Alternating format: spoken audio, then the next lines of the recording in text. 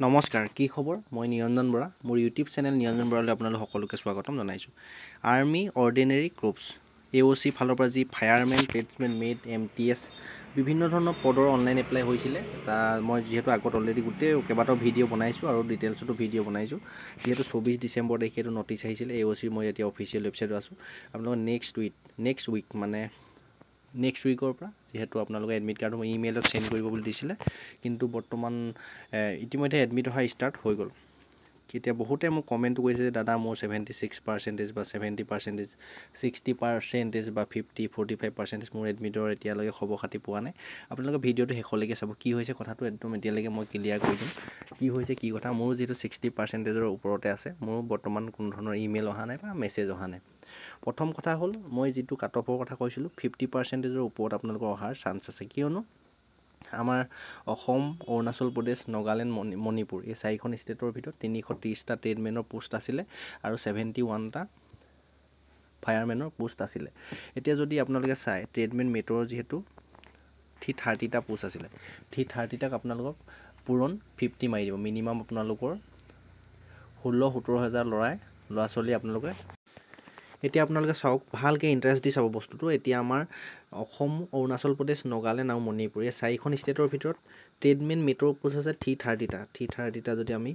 75 গুণ যদি ইন্টাৰভিউৰ কাৰণে ৰানিঙৰ কাৰণে মাতে 75 যদি পূৰণ কৰিলো তেতিয়া দেখিছে 24750টা ল'ৰা ছোৱালী আপোনালোকক ফিজিক্যাল দিবলৈ মাতিব আৰু যদি 50 গুণ যদি ভ্যাকেন্সিতকে 50 গুণ 50 গুণ যদি মাতে তেতিয়া চাওক 16500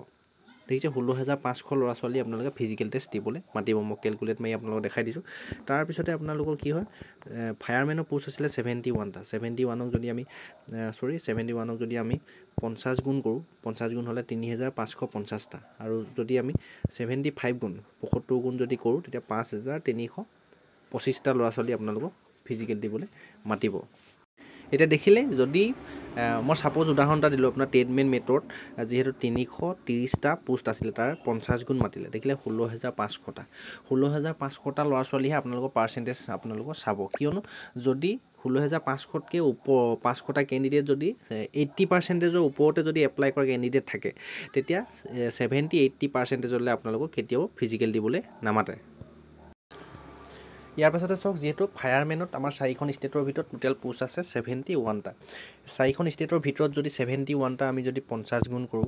50 গুণকে যে 50টা এটা পোষ্ট হৈ গেছে যেহেতু 50টাকে ফিজিক্যাল টেষ্ট দিবলৈ মাতিব ৰানিং দিবলৈ আপোনালোকে দেখিছে 3550টা এটা 3550টা যদি ল'ৰা ছোৱালী উদাহৰণ দিছো 70%ৰ ওপৰতে আছে আপোনালোকৰ যদি 70%ৰ ওপৰতে আছে তেন্তে 69 65 60 50 45 হব আশা কৰি লাভ নাই আৰু আজিকালি কি হয় ভ্যাকেন্সি এটা পোষ্ট ওলালে যিকোনো লাগিলে পোষ্ট এটাই হয় কিমান ক্যান্ডিডেটে এপ্লাই কৰি দিয়ে আপোনালোকে যেহেতু ধৰিব নোৱাৰে যেহেতু আগৰ দিন নাই আপোনালোকে চাকৰি কিমান যেহেতু ট্ৰেডমেন মেট পোষ্টটো মই আপোনালোকক কৈছো ট্ৰেডমেন মেট হৈছে আমাৰ আৰ্মি লগত কাম কৰা পোষ্ট মানে য'ত যাক নেকি লেবাৰ বুলিও আপোনালোকে ক'ব পাৰে আৰু ফায়াৰমেন পোষ্টটো হৈছে ফায়াৰমেন হেতু আপোনালোকৰ অলপ ভৰ্তি ড্ৰেছ পোছাকো পাব হেতুটো আপোনালোক হেনকা ধৰণৰ পোষ্ট এতিয়া যিসকলে কৈ আছিল মই গুটি ক্যালকুলেট মাৰি আপোনালোক বস্তুটো বুজাই দিছো কিমান দূৰ বুজি পাইছে আপোনালোক ভালদৰে যদি বুজি পোৱাও নাই দুবাৰ তিনিবাৰ ৰিভাইজ কৰি আপোনালোকে ভিডিঅ'টো শেষলৈকে চাব এতিয়া নিশ্চয় কথাখিনি আপোনালোক ক্লিয়াৰ হৈছে এতিয়া পুনৰ অফিচিয়েল ৱেবছাইটত আছো আৰু তাৰ উপৰিও আপোনালোকে অফিচিয়েল ৱেবছাইট যেটো আছে আপোনাৰ নিজৰ মোবাইল ফোনত মাৰিলে হ'ল aocrecruitment.gov.in বুলি মৰাৰ পিছতে আপোনালোক অফিচিয়েলি ৱেবছাইট খোল খাই যাব তাত আপোনাৰ যেটো অনলাইন এপ্লিকেশন অপচন আছে তাত চুই দিব তাত চুই দিয়াৰ পিছতে আপোনালোকে এইটো পেজ খোল খাব আপোনাৰ যেটো ইমেইল দি আপোনালোকে অনলাইন এপ্লাই কৰিছিল সেই ইমেইলটো লিখিব ধুনিয়াকৈ এতিয়া মই লিখি লৈছো আপোনালোক অলপ ওয়েট কৰিব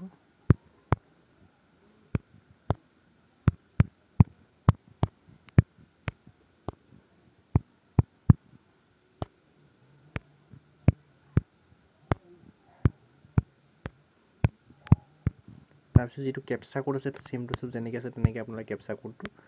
বহাই দিব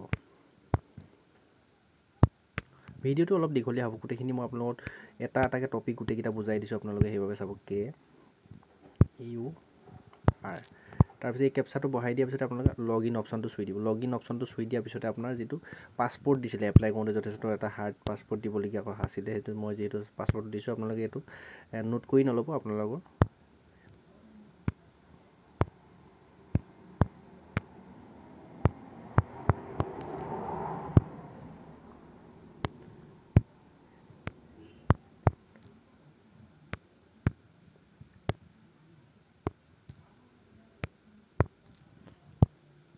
দেখিছে পাছপৰ্টটো ধুনীয়াকৈ বহাই দিলোঁ তাৰপিছত আমি সাইন ইন কৰি দিম সাইন ইন কৰি দিয়াৰ পিছত যিটো অফিচিয়েল ৱেবছাইট আছে সেইটো আপোনালোকৰ আপোনাৰ যিটো লগইন আইডি আছিলে সেইটো আপোনালোকৰ খোল খাই গ'ল তাৰপিছত আপোনালোকৰ লাহেকৈ ওপৰলৈ গৈ পেলাই আপোনালোকে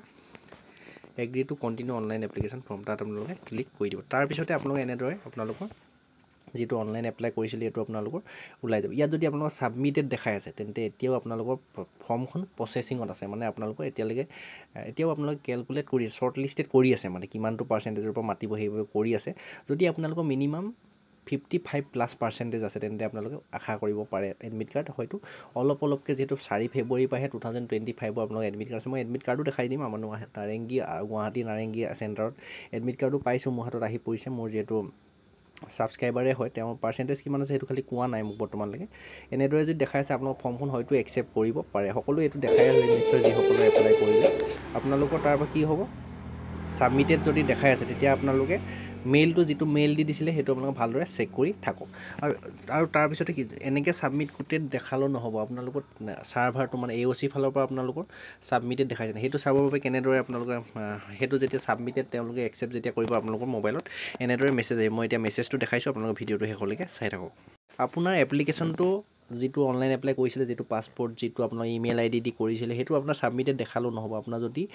ছাৰ্ভাৰ মানে AOC ফালৰ পৰা যদি আপোনাৰ আৰ্মি ফালৰ পৰা যদি একচেপ্ট কৰিছে তেতিয়া আপোনালোকৰ মোবাইলত যদি ইমেইল আহিবলগীয়া আপোনালোকৰ যদি এডমিট আহিবলগীয়া হয় শ্বৰ্ট লিষ্টেড যদি আপোনাৰ পাৰ্চেণ্টেজটোৱে ঢুকি পাইছেগৈ তেতিয়া আপোনালোকৰ মোবাইলত এনেদৰে মেছেজ আহিব চাওক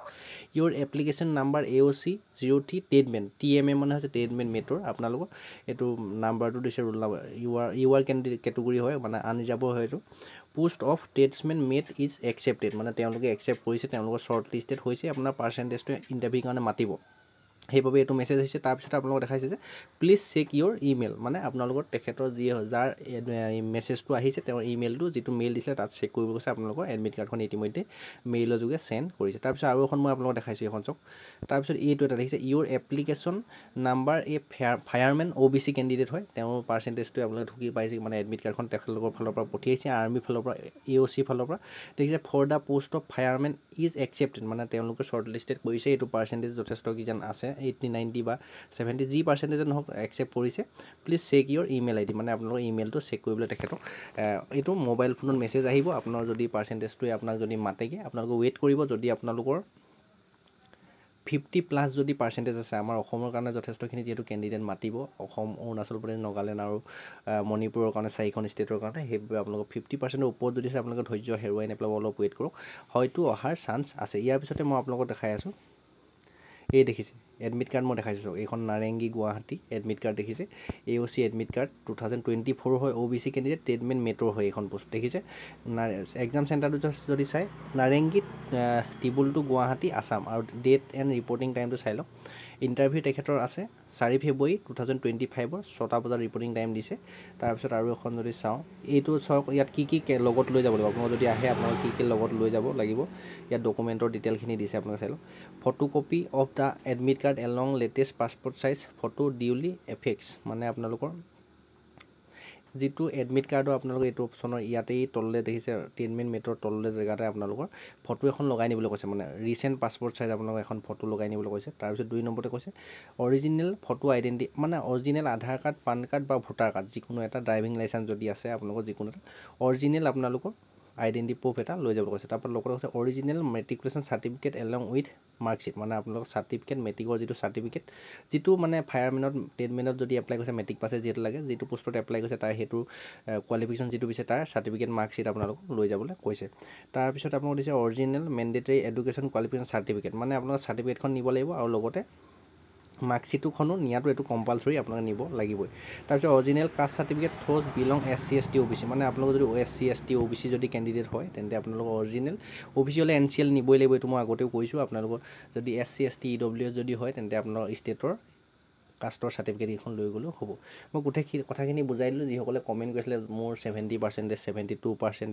বা মোৰো যিহেতু 60% প্লাছ আছে মোৰো বৰ্তমানলৈকে অহা নাই ময়ো চেক কৰি আছোঁ আপোনালোকক ৱেইট কৰক হয়তো এটা অলপকৈ হয়তো এডমিট কাৰ্ড পঠিয়াই থাকিব পাৰে আপোনালোকৰ যদি শ্বৰ্ট লিষ্টেড হয়গৈ তেতিয়া আপোনালোকৰ এডমিট কাৰ্ডখন অহাৰ চান্স থাকিব